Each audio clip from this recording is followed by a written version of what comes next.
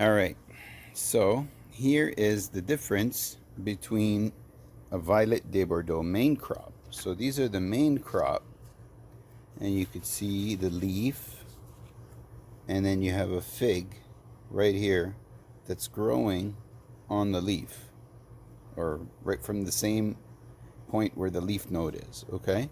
And that's true for all of the main crop on this tree. And if you look here, this is a double fig growing out of the same tree.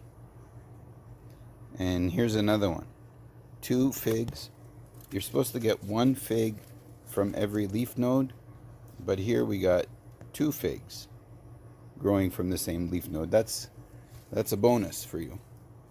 Okay, sometimes you'll get that. You know, when the tree's really happy, it's getting a lot of nutrition, it will pop out 2 figs from the same leaf node.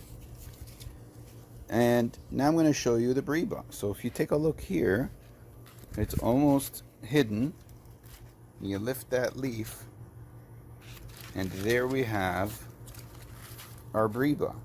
Okay, and the Breba, there's no leaf because the Breba is growing from last year's wood, not this year's wood, and last year's wood does not produce leaves.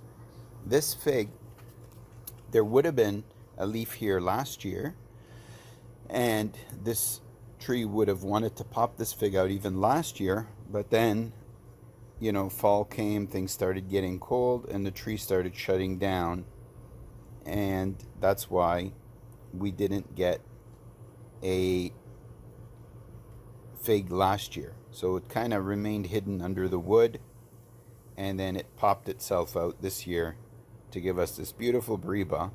And I love Violet de Bordeaux Brebas because, let me tell you, they taste, usually Brebas don't taste as good, but Violet de Bordeaux and Italian honey, actually, they both taste phenomenal, almost like the main crop.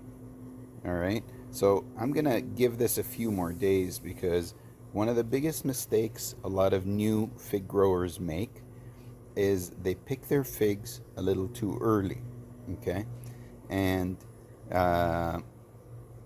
this is a mistake that you don't want to make because you're missing out on all the amazing flavors that this fig will have once it's fully ripened. And a big reason for that is, and I talked about the fig latex in I believe it was my earlier video about danger, and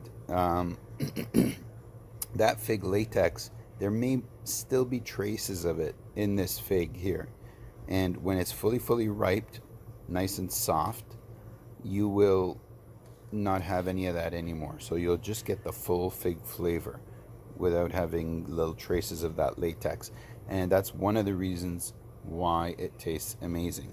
Now, you know, there's always a lot of animals and stuff lurking, and I want to protect this fig.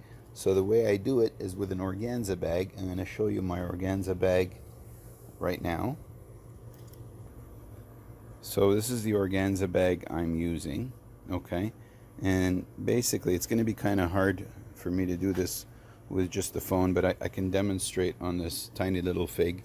You want to slip it in and then tie around the branch below so that it doesn't fall off or the wind doesn't knock it off. And it also makes it more difficult for an animal to get through. Incidentally, in the fall, if you got wasps around, they will find a way to get into this organza bag. I'm not sure how, but they will get in.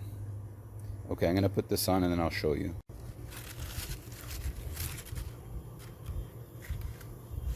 So it's kind of in there. We got our little tie here. I can add another knot. Okay, but that will pretty much keep it safe from, say, a squirrel or a bird, especially the birds. Birds will come and they'll just peck your fig to taste it. All right, well, let's see what other Breba I got. Okay. Okay, so this is my Italian honey, and you could see here a beautiful Breba. It's still a bit hard. Okay, is this a Breba here? I think this might also be a Breba, yeah. And there's one down there, and then we got a couple of them here, and you could see I've already put a bag over this one. It's starting to get soft, still not quite there. This one is also on the way, still not quite there. And we got a bunch of main crop that is on this tree that I'm looking forward to. I always love the Italian honey. They're delicious figs, and I love the way that my tree puts them out here in clusters like this. All these clusters of figs. I hope you can see that. I know the sun is really bright. And this tree here, what I do with it every year is actually I ground bag it. So it's not fully in the ground, it's in a grow bag. I'll show you what I mean by a grow bag. So this is a grow bag, okay? And this one I don't have in the ground, but the Italian honey I was just showing is in a grow bag like this. And what I do is I make holes in the grow bag all around, which will allow the roots to branch out. So I'll make a hole here, I'll make a hole there. I'll make about 6 holes all around, pretty much like one up, one down, one up, and then maybe one down, and then one up, you know, all around. And that will allow the roots to grow into the ground.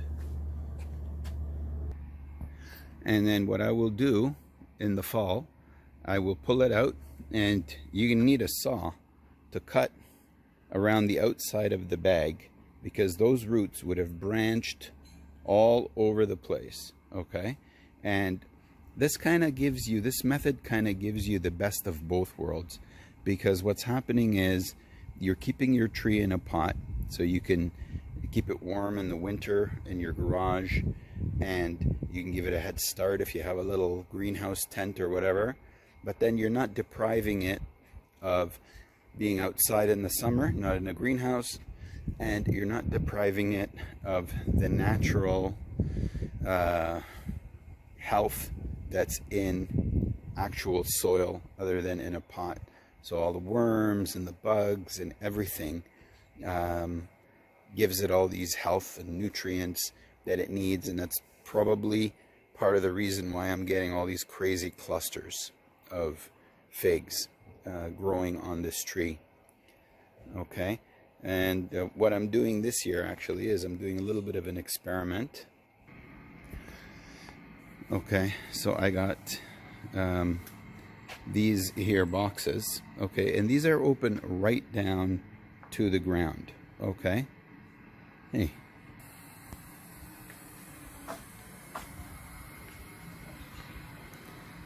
And so what I did is these two here are in grow bags,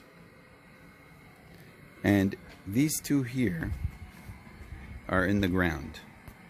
Now these two are a little bit older, so they're obviously a little bit bigger, okay, but these I'm going to be wrapping in the winter to protect from the cold, and then starting again in the spring. And then these ones here, I'm going to be pulling them out just like the regular ground bag that I'm doing with the Italian honey back there. And I'm going to monitor the progress and see which method I prefer as far as how the trees go. So stay tuned for that in my upcoming videos. Thanks for watching. Please like, subscribe, share, and leave me any comments if you have any questions.